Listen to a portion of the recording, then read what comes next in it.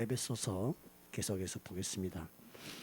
에베소서 2장 11절부터 22절까지 한 목소리로 같이 맞춰서 읽도록 하겠습니다. 시작. 그러므로 생각하라. 너희는 그때에 육체로는 이방인이요 손으로 육체에 행한 할례를 받은 무리라 칭하는 자들로부터 할례를 받지 않은 무리라 칭함을 받는 자들이라. 그때에 너희는 그리스도 밖에 있었고 이스라엘 나라 밖의 사람이라. 약속의 언약들에 대하여는 외인이요 세상에서 소망이 없고 하나님도 없는 자이더니 이제는 전에 멀리 있던 너희가 그리스도 예수 안에서 그리스도의 피로 가까워졌느니라. 그는 우리의 화평이신지라. 둘로 하나를 만드사 원수된 것 곧 중간에 막힌 담을 자기 육체로 허시고 법조문으로 된 계명의 율법을 폐하셨으니 이는 이 둘로 자기 안에서 한 새 사람을 지어 화평하게 하시고 또 십자가로 이 둘을 한 몸으로 하나님과 화목하게 하려 하심이라. 원수된 것을 십자가로 소멸하시고 또 오셔서 먼 데 있는 너희에게 평안을 전하시고 가까운 데 있는 자들에게 평안을 전하셨으니 이는 그로 말미암아 우리 둘이 한 성령 안에서 하나님께 아버지께 나아감을 얻게 하려 하심이라. 그러므로 이제부터 너희는 외인도 아니요 나그네도 아니요 오직 성도들과 동일한 시민이요 하나님의 권속이라. 너희는 사도들과 선지자들의 터 위에 세우심을 입은 자라. 그리스도 예수께서 친히 모퉁이 돌이 되셨느니라. 그의 안에서 건물마다 서로 연결하여 주 안에서 성전이 되어가고 너희도 성령 안에서 하나님이 거하실 처소가 되기 위하여 그리스도 예수 안에서 함께 지어져 가느니라. 아멘. 에베소서는 익히 잘 아시듯이 사도 바울께서 이제 투옥이 로마에서 지금 감옥 생활을 합니다. 로마에서 첫 번째 감옥 생활하는데 이 감옥 생활은 나중에 사도 바울이 순교당하던 2차 감옥 생활을 하고는 좀 달리 사람들에게 복음을 전할 수도 있고 좀 자유로운 가운데 일정 부분의 또 활동이 좀 보장되는 그런 감옥 생활이었는 것 같습니다. 이 에베소 교회에다가 이제 편지를 보냈는데 전체 에베소서 1장의 전체 맥락을 보면 에베소 교회에 하나님이 주신 하나님의 복에 대한 이야기를 합니다. 신령한 하나님의 복에 대한 이야기를 하면서 그리스도 예수 안에서 모든 것이 하늘과 땅의 모든 것이 통일되게 한다는 게 통일이라는 말이 참 감이 안 옵니다. 그런데 그리스도 예수 안에서 그리스도 질서 안에 그대로 들어올 수 있도록 통일된다는 말이 그런 의미라고 생각됩니다. 하나님이 원래 계획했던 그대로 그래서 하나님께서 인생들을 이방인 특히 여기서는 이제 에베소에는 유대인 디아스포라 유대인들도 있었겠지만 이방인들이 주로 많이 있었던 교회일 겁니다. 그러니까 그들에게 하나님이 그들을 예수 그리스도를 통해서 하나님의 자녀로 만드시고 그들을 통해서 하나님이 찬송받고 또 그들 자신이 하나님의 찬송이 되게 하시려고 하셨다고 하면서 이제 지혜와 계시의 영을 주셔서 너희들이 하나님이 그 부르신 소망이 얼마나 위대하고 풍성한지 또 하나님이 그 기업 하나님께서 너희에게 주실 상속물로 줄 것이 얼마나 위대한지 그 영광의 풍성을 너희들 알기를 원한다. 그리고 하나님께서 그 힘의 능력으로 너희들 가운데 역사해서 너희를 구원한 그 능력이 얼마나 큰지를 알기를 원한다 하면서 그 능력은 어떤 능력이냐면 죽은 자 가운데서 예수 그리스도를 살리셔서 하나님 보좌 우편에 앉으시고 모든 만물 오는 이 세상뿐만 아니라 오는 세상 이 시대와 앞으로 올 시대 우리 세상의 종말이 끝나고 나서 다시 펼쳐지는 그 영원의 세계까지 이르러서 가장 뛰어난 이름을 예수께 주셨다.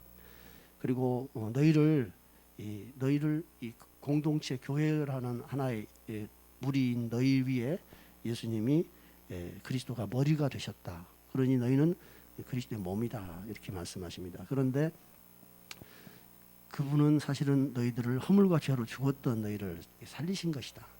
그리고 너희는 이전에 공중의 권세 잡은 자, 지금 불순종하는 자들 가운데 역사하는 영, 그래서 그 영을 따라서 육체와 마음에 원하는 대로 행하던 너희를 그리스도의 죽음으로 너희를 살리셨다. 그래서 그리스도 안에서 너희를 하늘의 영역에 앉혔다. 이렇게 가르치고 있습니다. 그리고 이것은 너희들이 잘해서가 아니고 은혜로 하나님께서 주신 것이다. 그래서 아무도 자랑하지 못하게 하려 한 것이다 라고 말씀하십니다. 그래서 그러므로 생각하라. 너희가 지금 하나님의 은혜 안에 들어와 있는데 원래 너희는 하나님의 언약을 가지고 있던 유대인으로 봤을 때는 이방인이다. 바깥의 사람이고, 그 다음에 할례를 하나님과의 그 언약의 증표로 준 할례를 받은 자들이 너희들은 언약의 증표도 없는 짐승 같은 무할례자다 이렇게 비난을 받고 따돌림을 당했다는 겁니다. 그리고 너희들은 메시아라고 하는 그 그리스도 자체가 너희 삶과 역사 속에는 없고, 또 하나님과의 언약도 없고, 이스라엘 나라 밖의 사람이다. 사실은 이스라엘과 다른 나라 사람들이죠. 그런데 왜 이스라엘이 중요하냐? 그들은 하나님의 말씀을 맡은 자요, 인류 가운데 하나님의 구원의 역사를 이루기 위해서 선택받은 민족이기 때문에 이스라엘 나라 밖에 있다는 것은 하나님의 경륜 계획 가운데서 벗어나 있는 나라와 민족이라는 겁니다. 소망이 그래서 없고 하나님도 없는 자다. 그런데 이제는 전에 멀리 있던 너희가 그리스도 예수 안에서 그리스도 피로 가까워졌느니라 하고 13절에 이렇게 말씀하세요. 이제 에베소서 교인들은 어차피 이방인들이었기 때문에 그들 나름대로 그들 나름대로 삶을 살았지만 하나님과 무관한 자였으며 하나님의 생명에서 멀어져 있는 자는 하나님을 알지 못해요. 총명이 어두워졌고 또 무지하고 하나님 앞에서 마음이 굳어져 있기 때문에 하나님이 없는 삶입니다. 이방인들이 본인들이 그걸 인정하든 안 하든 하나님은 그렇게 말씀하시는 겁니다. 그런데 13절에 이제는 전에 멀리 있던 너희가 그리스도 예수 안에서 그리스도의 피로 가까워졌다. 그리스도 예수 안에서 그리스도 피로 가까워졌다는데 무엇과 무엇이 가까워졌는지 정확하게 여기는 아직 나타나지 않습니다. 그런데 14절 둘로 하나를 만들었다. 또 15절 이 둘로 자기 안에서 한 새 사람을 지었다. 16절 십자가로 이 둘을 한 몸으로 하나님과 화목하게 하려 했다. 둘이 도대체 무엇이냐? 일반적으로 지금까지 이제 저도 그렇게 생각하고 해석한 것은 이 둘은 어떤 거냐면 유대인입니다. 유대인과 이방인을 둘로 보는 겁니다. 유대인과 이방인 사이에 막힌 담이 있었다는 거예요. 그런데 일반적인 이 둘의 개념은 분명히 가면 갈수록 이제 유대인과 이방인이 둘이에요. 그 둘이 한 세 사람이 된 게 사실은 교회입니다.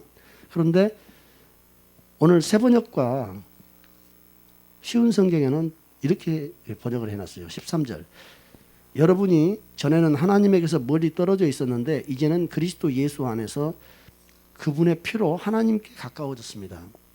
세번역은 그렇게 되어 있습니다. 쉬운 성경도 13절을 하지만 하나님을 알지 못하고 살았던 여러분이 이제는 그리스도 예수 안에서 그리스도의 보혈로 인해 하나님과 가까워질 수 있게 되었습니다. 이렇게 번역을 해놨어요. 모든 성경의 번역이 이렇게 되어 있는데 헬라어 성경을 보더라도 오늘 우리 개정 개혁을 보더라도 13절에는 이제는 전에 멀리 있던 너희가 그리스도 예수 안에서 그리스도의 피로 가까워졌느니라 하는 이 문장을 가지고는 하나님과 너희가 가까워졌다는 것인지 아니면 유대인과 이방인 너희가 가까워졌다는 건지 명확하지 않습니다. 다만 그 뒤에 나오는 둘로 하나를 만들고 둘로 한 세 사람을 지었어요. 그리고 둘로 한 몸을 만들어서 하나님과 화목하게 하려 했다고 하면 이 둘은 하나님이 포함된 건 아닐 것 같아요. 그렇죠? 16절에 십자가로 이 둘을 한 몸으로 하나님과 화목하게 하려 했으면 이 둘 안에가 하나님이 들어있으면 어색하잖아요. 그러니 이 둘은 일단은 유대인과 이방인일 가능성이 높아요. 그런데 13절에 있는 이 가까워졌다는 말이 뒤에 있는 유대인과 이방인이 가까워졌단 말을 종합적으로 요약해 놓은 말인지, 아니면 그냥 그 피로 하나님과 이방인 너희가 가까워진 것은 한 내용으로 있고, 너희가 하나님과 그리스도 피로 인해서 가까워졌다. 그리고 유대인과 너희도 하나가 됐다. 막힌 담이 없어졌다. 이렇게 사도 바울이 계시를 하고 있는지 이게 명확하지가 않아요. 그런데 아까 세번역이라든가 쉬운 성경, 일반적인 성경을 번역한 사람들은 13절에 이 가까워진 관계를 하나님과 지금 편지를 받고 있는 에베소 교인들, 이렇게 지금 바로 의미를 집어넣어놨어요. 그런데 우리 개정개혁 성경은 헬라어 사본에 그냥 가장 적합하게 그냥 그대로 번역해놨어요. 그래서 이 문장을 봐갖고는 하나님과 우리 사이인 이방인 에베소 교인인지, 사실은 에베소 교인은 우리나 마찬가지죠. 유대인과 에베소 교인을 말하는 건지 명확하지 않다는 게 저 생각입니다.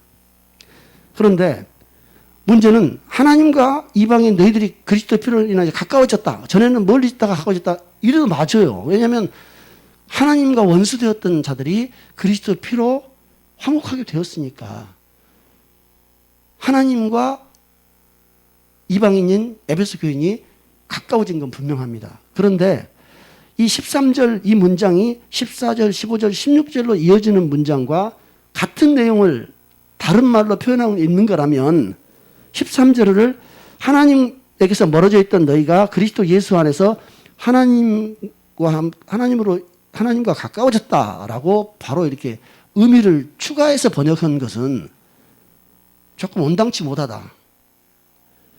일단 13절은 두 가지 다 의미를 해석할 수도 있는 모호함이 있다.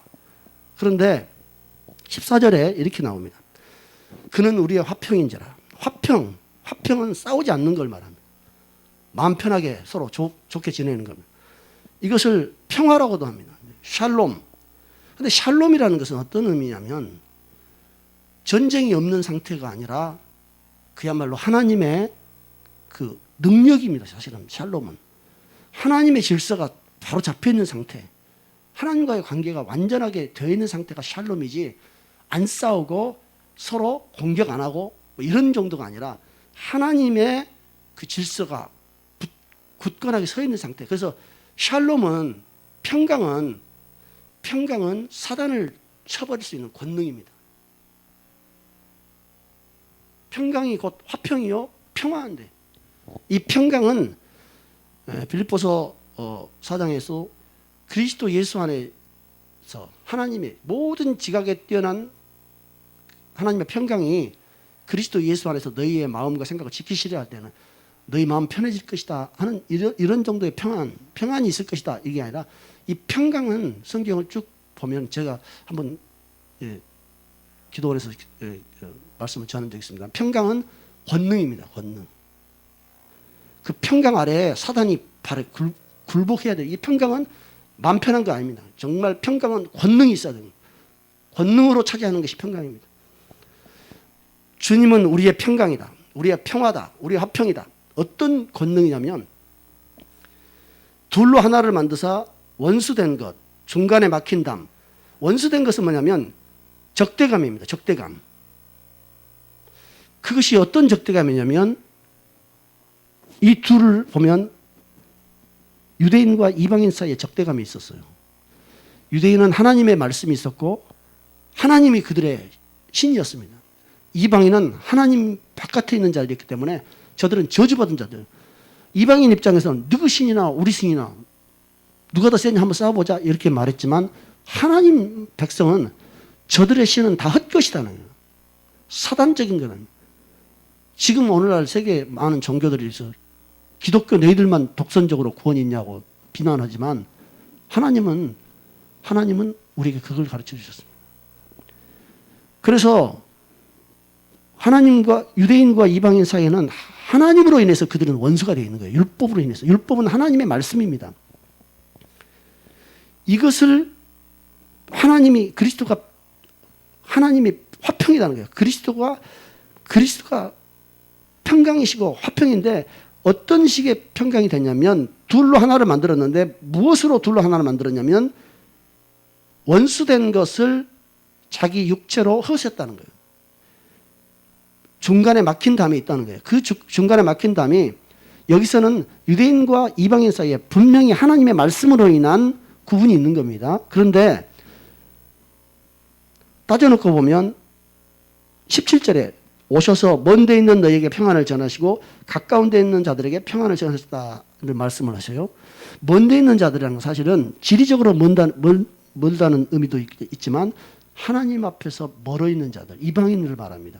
가까이 있는 자들은 지리적으로 가까이 있는 자들을 의미하지만 또 하나님에게 가까이 있는 자들. 그래서 사실은 근데 둘 다 평안이 필요해요.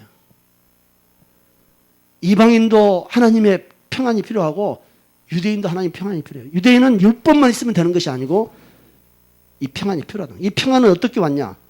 자기 육체를 허셔서 만들어낸 게 평안입니다. 예수님이 육체를 허셔서 만든 평안. 육체를 쳐서 죽이셔서 만들 수밖에 없는 그 강력한 능력이 평안입니다. 그리고 15절에는 법조문으로 된 계명을 폐하셨다는 거예요. 법조문으로 된 계명은 율법입니다. 근데 사실은 율법 없이 우리가 법 없이 사는 자가 아니에요. 그리스도의 법이 우리한테 있다는 겁니다. 그런데 그 율법이 요구하는 모든 것을 그리스도의 육체 안에서 죽음으로 말미암아 다 주님이 이루셨다는 거예요. 우리가 이루지 않았다. 우리는 털끝 하나 공헌한 바가 없고 기여한 바가 없는데 주님께서 그렇게 하셨다는 겁니다. 16절에 다시 십자가로 이 둘을 한 몸으로 했다고 이렇게 되어 있는. 그래서 원수된 것을 십자가로 소멸했다는 거예요. 원수된 것이 어떤 상태냐면 원수된 상태이기도 하지만 이 원수된 상태, 적대적인 상태 이것을 소멸했다는 거예요. 그런데 오늘 이 말씀을 보면 상당히 쉽지 않은 게 제가 지난번 22기 영성학교 때 강의를 했던 내용입니다. 이 내용이 그리스도 안에서 14절에 13절에 보면 이제는 전에 멀리 있던 너희가 그리스도 예수 안에서 가까워지는. 어디서 가까워졌냐면 그리스도 예수 안에서 가까워졌는데 어떤 수단을 통해서? 수단은 뭐냐면 그리스도의 피를 수단으로 해서 그리스도 안에서 가까워진 거예요. 결과는 가까워진 거예요. 그게 하나님이든지 유대인과 이방인 사이든지 둘째. 그래서 이것을 그리스도예요. 그리스도 안에서. 그런데 14절에 그는 우리의 평강인지라 화평인지라 둘로 하나를 만들었다는 거예요. 둘로 하나를 만들었다는 것은 하나님과 우리가 하나 된 건 아닙니다. 유대인과 이방인이 하나 됐는데 하나님 말씀 때문에 유대인과 이방인은 원수예요. 왜냐하면 하나님 없는 자와 하나님 있는 자는 원수입니다. 그런데 이 원수된 이 적대감을 막힌 담을 헐었어. 이게 헌 것이 결과물이에요. 어디서? 자기 육체 안에서. 여기 자기 육체로 하셨다고 되어 있는데 원래 이 헬라어에는 보면 그의 사락스, 그의 몸 안에서 원수된 것 중간에 막힌 적대감을 헐어냈다는 거예요.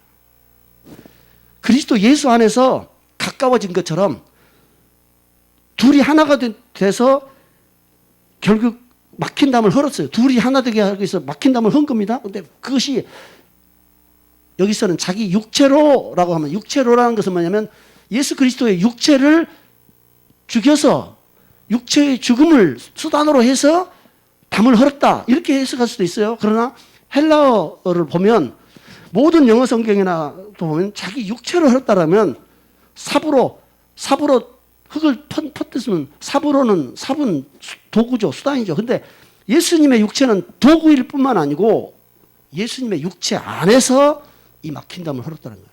사실은 예수님의 육체 안에서란 말은 예수님의 육체가 찢김 당하고 죽었기 때문에 그 담이 헐어진 거죠. 그러니까 예수 그리스도의 육체를 수단으로 했다 해도 맞아요. 그러나 이 헬라어 성경 보면 굳이 둘로 하나를 만들었다.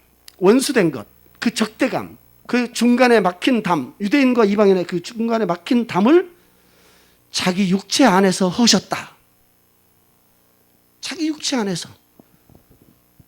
그렇게 번역을 해놔도 의미가 굉장히 새롭고 선명해질 겁니다. 15절에 법조문으로 된 계명의 율법을 폐하셨다. 이 둘로 한 세 사람을 지어 화평하게 했다. 어디서? 자기 안에서 했다는 거예요. 자기. 예수 그분은 자기 안에서 이 둘을 한 세 사람을 지어 화평하게 했대요. 결과는 이거예요. 근데 수단은 뭐냐면 율법을 폐함으로. 자기 안에서 율법을 폐해버렸어요. 예수 자신의 죽음을 통해서 율법을 폐해버렸어요. 어떻게 우리가 율법을 폐할 수 있겠어요? 우리가 하나님도 아닌데. 그러나 하나님이기 때문에 그는 당신이 지은 율법을 폐하셔버려요. 왜냐하면 그 법은 필요 없다. 이제는 내 법이다.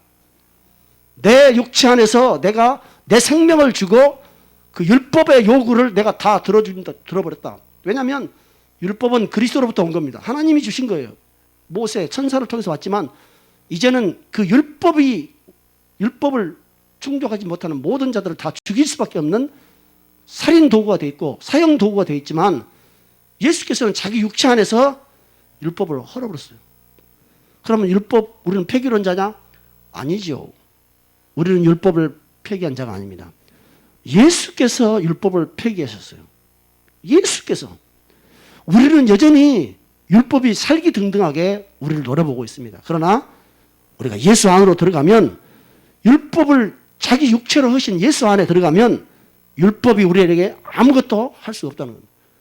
우리는 율법의 그 증오와 저주를 그 적대감을 예수 그리스도의 그 불쌍히 여기는 은혜와 긍휼로 버텨내는 거예요. 그래서 죽음을 우리는 두려워하지 않는 거예요. 왜? 육체가 죽습니다. 그러나 예수 안에서 이 율법으로 오는 이 사망을 주님께서 감당하셔버렸기 때문에 우리가 예수 믿는 것은 이 놀라운 은혜를 믿는 겁니다. 그리고 16절에 보면 십자가로 이 둘을 한 몸으로 하나님과 화목하게 하셨다. 원수된 것을 십자가로 소멸하셨다. 이렇게 되어 있는데 결과는 뭐냐? 하나님과 화목하게 된 거예요. 그런데 사실은 하나님과 화목하게 된 것만이 아니고 원수된 것을 십자가로 불태워버렸다. 소멸했다는 것을 확 불질러서 태워버렸다는 거예요. 원수된 그 적대감, 그 무서운 상태. 사람이 우리 이웃과 교인과 부부간에 미워하면 얼마나 죽여버리고 싶습니까? 부부간에도 사랑해서 결혼했지만 원수가 돼가지고 갈라지면서 증오하고 저주하고 뭐 요즘에는 헤어지면서 친구로 남기로 했다고 뭐 그러던데 이 무서운 증오 적대감이 크든 적든 우리 안에 항상 들어옵니다. 그래서 밉기도 하고 그 사람 판단하기도 하고 할 수밖에 없어요. 우리 입에 그게 항상 달려 있어요. 그런데 16절을 보면 십자가로 예수님이 매달리신 그 십자가로 이 둘을 한 몸으로 하나님과 화목하게 했다. 그러니까 마치 그 앞절에 보면 이 둘로 자기 안에서 한 세 사람을 지었다. 원누면이라고 요즘에 유튜브 보면 원누면이라고 막 강조해요. 그런데 둘로 한 세 사람을 만들었다 하니까 16절에 십자가로 이 둘을 한 몸으로 만들어서 하나님과 화목하게 하려 하심이라 이렇게 생각할 수 있어요. 그런데 이 한 몸으로란 단어가 우리는 한 몸으로 이렇게 둘을 한 몸으로 만들었다 이런 게 이건 한 몸으로라는 것은 수단을 의미한 것처럼 느껴지지 않죠? 이렇게 둘을 하나로 만들었다. 둘을 한 몸으로 결과물로 합쳐서 만들었다 이런 느낌이 오는데 헬라어의 성경에서 in body, in the body, in one body 한 몸, 영어로 보면 한 몸 안에서 십자가로 이 둘을 한 몸 안에서 하나님과 화목하게 했다는 거예요. 둘을 하나로 만들어 가지고 이것을 하나님과 화목하게 하려 하심이라 이런 뜻이 아니에요. 제가 방금 그런 식으로 해석하면 이 한 몸으로 된 말을 한 몸 안에서 아까 말한 15절에 자기 안에서 13절에 그리스도 예수 안에서 라고 그렇게 해석하면 같은 패턴이에요. 엔 크리스도 엔두 사르스 뭐 이렇게 되어 있는데 여기도 영어로 보면 in one body 똑같은 구문이에요. 똑같은 패턴이에요. 그러면 한 몸으로 또 자기 육체로 예수 그리스도 안에서 자기 안에서는 다 똑같은 말이에요. 그리스도 예수 안에서 자기 육체 안에서 자기 안에서 한 몸 안에서 예수 그리스도 그 몸 안에서 십자가로 그 몸 안에서 십자가로 이루신 일이 있는데 그것이 하나님과 화목하게 하는 거지. 둘을 한 몸으로 만들어 가지고 이 한 몸을 하나님께 화목시켰다. 이렇게 해석을 해왔다는 거예요. 왜냐하면 유대인과 이방인이 하나가 됐어요. 교회로 하나가 됐으니까 그 교회가 하나님과 화목해진 건 맞잖아요. 그러니까 이 둘이 한 몸으로 되어서 하나님과 화목하게 하려 하시면 그렇게 해도 무방해요. 그러나 둘이 한 몸이 된 것보다 더 중요한 것은 유대인과 이방인이 하나가 되든 안 되든 유대인도 하나님과 화목해야 되고 이방인도 하나님과 화목해야 되는 겁니다. 유대인과 이방인이 하나가 돼서 하나님이 자기 백성 삼은 것은 아브라함에게도 이야기했어요. 너로 말미암아 모든 민족이 복을 받을 것이다. 오늘 사도행전 15장에서 보면 이방인들에게 율법을 강요하니까 바울과 바나바가 가서 예루살렘에 가서 야고보 사도는 여기는 12제자 야고보가 아니라 예수님의 육신의 동생 야고보고 베드로 이런 사람들하고 가서 이방인한테 할례를 받으라고 율법을 지키라고 하니 되겠느냐 했더니 우리 민족도 제대로 못 지킨 율법을 왜 이방인들한테 멍에를 씌우려 하냐 하면서 음행이나 피, 살인 이런 것들만 몇 가지만 우상숭배는 빼고 나머지는 의무를 부과하지 말자 하면서 율법 자체를 다 제거했어요. 그런데 하나님과 사실은 유대인과 이방인이 하나가 되어서 하나님 백성이 될 것을 이미 성경에 구약에 계시가 되어 있어요. 그래서 오늘 방금 말씀했던 사도행전 15장에 야고보 사도가 뭐라고 그러냐면 이렇게 말합니다. 형제들아 이렇게 하자. 선지자들이 이렇게 말했지 않냐.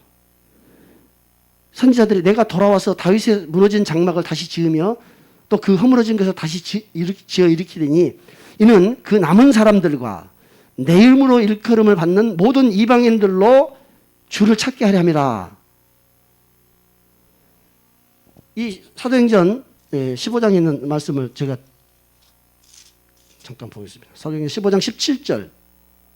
17절의 이 말씀은 이사야서 43장과 예레미야 14장 이런 것들에 있는 말씀들을 종합적으로 인용해 놓은 겁니다. 그러면 하나님의 복음은 이스라엘을 택해서 시작했지만 모든 이방까지 구원하는 것이 복음입니다.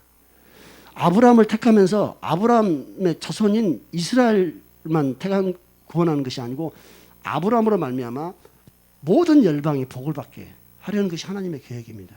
그렇게 해서 결국 이스라엘이 보존했던 그 하나님의 구원의 역사가 이방인에게까지 흘러간 것이 오늘 우리에게 온 복음입니다. 그런데 그렇기 때문에 이 둘을 한 몸으로 만들었다. 이 둘을 한 몸으로 하나님과 화목하게 하려 했다는 것은 유대인과 이방인을 한 몸 되게 해서 하나님과 화목하게 하겠다 해도 맥락상으로 별 문제가 안 됩니다. 그러나 저는 오늘 그리스도 안에서라는 이 표현대로 그리스도 안에서 또 자기 육체 안에서 자기 안에서 그 한 몸 안에서 십자가로 그리스도의 흘리신 피로 우리를 하나님과 하나 되게 가까우게 하십니다. 사실은 그게 유대인과 이방인이 하나 되는 문제를 떠나서 유대인도 하나님과 가까워져야 되고 이방인도 하나님과 가까워져야 되고 원수된 더구나 또 이방인들은 그 율법으로 말미암아 유대인과 이방인이 서로 적대적인 그 원수 관계되고 했던 그 관계도 헐어야 되고 그러나 돌이켜 보면 17절의 말씀처럼 오셔서 먼 데 있는 너에게 평안을 전하시고 가까운 데 있는 자들에게도 평안을 전하셨다 하신 이 말씀은 유대인도 마찬가지로 율법을 폐함을 얻어야 된다는 거예요. 이방인들이 유대인들에게 합리해서 하나님의 백성이 되기 위해서는 그 율법의 장벽이 없어져야 되지만 유대인도 사실은 하나님의 백성이 되기 위해서는 그 율법의 장막이 그리스도 안에서 무너져야 된다는. 그래서 이제 유대인도 이방인도 다 같은 하나님의 권속이다. 그리고 너희들도 이방인과 함께 하나님의 집이 되고 하나님의 성전이 되어 간다고 이제 20절, 21절, 22절에 쭉 이렇게 설명해 놨습니다. 그렇습니다. 하나님과 우리 사이에는 원수된 것이 있습니다. 그리고 우리는 유대인과 이방인이 원수된 것처럼 하나님의 말씀 때문에 우리는 원수가 서로 될 수도 있습니다. 교회 안에서도 그렇고 부부지간에도 그렇고 부모 자식 간에도 그렇고 이웃지 간에도 그렇고 원수가 되어서 그 막힌 담을 우리는 가지고 있을 수 있습니다. 그런데 그 막힌 담은 어디에서 풀어지냐면 잊어버려서도 안 되고 어디를 다른 것을 생각한다 아니고 다른 사람을 통해서 무슨 법을 소송을 통해서 해결되는 것도 아니고 오직 이 막힌 담, 이 적대감을 해결하는 길은 십자가 예수 그리스도의 그 몸 안에서만이 적대감이 없어진다는 겁니다. 우리 안에 있는 이 적대감과 이 미움의 장벽을 없애는 방법은 그리스도의 몸 안에서 그리스도의 피로 그리스도의 그 육체가 깨어짐으로 이루어진 겁니다. 그러니 우리가 지금 미워하고 우리가 지금 적대감을 가지고 있는 것은 전부 다 지금 속고 있는 거예요. 예수께서 죽으시고 부활하셔서 우리를 그 하나님과 원수된 것을 화목하게 하시고 유대인과 이방인을 화목하게 한 것처럼 이 적대감을 삼켜버리신 주님의 죽으심은 엄청난 것들입니다. 오늘 예수 그리스도를 믿는 우리 안에 어둠의 영이 여전히 있어요. 귀신이 쫓겨나가고 따라갑니다. 그런데 아주 큰 것들이 아직도 남아서 조롱해요. 어제 우리 강금수 권사님이 우리 귀한 모 집사님 사역을 해주는데 손을 딱 가슴에 얹자마자 속에서 어쭈 그러다는 거예요. 어쭈. 우리 박 집사님도 우리 모 전도사님 좀 하네. 영들이 그렇게 하고요. 그들 안에 얼마나 은혜가 있는데요. 그들이 얼마나 하나님의 사랑을 받고 있고 얼마나 하나님을 사랑하는데요. 그런데 그 안에 그런 악한 영들이 여전히 남아있어요. 우리가 축사를 하고 예수 이름으로 귀신을 내어 쫓는데 여전히 남아있어요. 주께서는 내 이름으로 누구든지 나를 믿는 자는 내 이름으로 귀신을 내어 쫓고 그런데 귀신을 내어 쫓는단 말이에요. 우리는 다 귀신을 내어 쫓는 자이며 쫓을 수 있습니다. 그런데 얼마나 영적인 상황이 이 적대적인 상황이 엄중했냐 하면 영의 사역을 한다고 하지만 여전히 그 악한 영은 우리 속에 들락날락 하면서 우리 안에서 또아리를 들고 안 나갑니다. 이것을 모르는 사람들은 주님의 은혜가 별거 아닌 거라 생각해요. 주님의 십자가의 그 은혜가 얼마나 크냐면 이 모든 저주에서 우리를 끊어주셨는데 우리는 그 저주를 아직 못 누리고 있어요. 저주 풀어진 걸 못 누리고 있는 거예요. 다. 귀신이 완전히 100% 다 떠났다면 우리는 우리 주님처럼 살아갈 겁니다. 우리의 생각과 감정과 마음과 적대감을 어떤 영도 갖고 놀지 못할 겁니다. 그런데 현실은 그렇지 않다는 거예요. 그만큼 이 싸움이 어렵고 힘들다는 거예요. 그러니 예수께서 육체로 죽으셨다는 이것이 오늘날도 많은 사람들이 살해당하고 억울하게 죽임당합니다. 그들의 죽음은 예수 그리스도의 죽음하고 모양은 같을지라도 예수 그리스도보다 더 처참하게 죽은 사람도 있습니다. 그러나 그 죽음은 능력이 없습니다. 예수 그리스도의 죽음은 그의 피는 화평의 능력이다. 강력한 평강의 능력. 어떤 평강? 모든 사단의 권세로부터 우리를 구원하는 능력이 있고 죽음과 사망과 모든 죄의 세력으로부터 우리를 건질 수 있는 힘이 있는데 문제는 예수 그리스도의 그 피의 능력을 우리가 다 누리지 못한다는 거예요. 안 믿으니까. 덜 믿으니까. 사도 바울이 계시하신 하나님과 우리가 화목하게 되는 것. 유대인과 이방인이 화목하게 되는 것. 그것은 유대인과 이방인이 아니라 오늘 내 이웃과 나 자신, 나와 내 아내, 나와 내 자식, 이 적대감과 이 원수에게 사실은 속고 있는 이 상태를 우리는 보지 못하고 있는 겁니다. 그래놓고 그리스도의 복음의 은혜는 별거 아닌 것처럼 생각할 수밖에 없어요. 왜냐하면 삶에서 복음의 능력이 경험되지 않으니까. 그러니 우리는 얼마나 지금 주님의 은혜를 모르고 있는 거예요.